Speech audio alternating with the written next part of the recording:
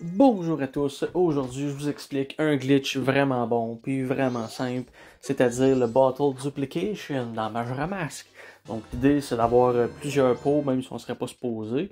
Donc première étape, oui, c'est d'aller chercher un poisson dans le petit magasin ou sinon on peut prendre un araignée ou une feuille, ça fonctionne aussi, mais le poisson c'est le plus simple.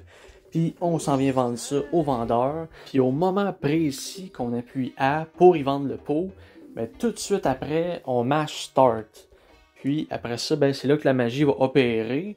On va être sur une pause, même si on ne serait pas supposé. Fait à ce moment-là, on sélectionne un objet qu'on veut transformer comme étant un pot. Je vous suggère de prendre la loupe de la vérité ou un des masques que vous n'avez pas l'intention de vous servir.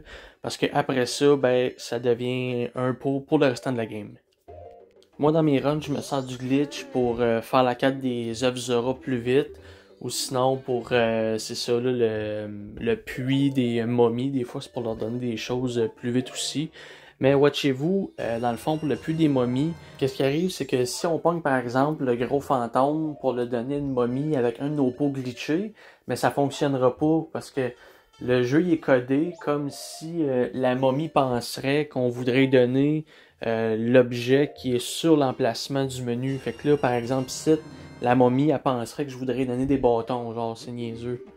Maintenant, dernière chose à ajouter à propos de ce glitch-là, qu'est-ce qui est cool aussi, c'est que dans les pots glitchés, si on met des fées dedans ou n'importe quoi, ben, quand on restart le 3 jours, eh bien, imaginez-vous donc que les objets vont rester tels quels dedans. Yeah!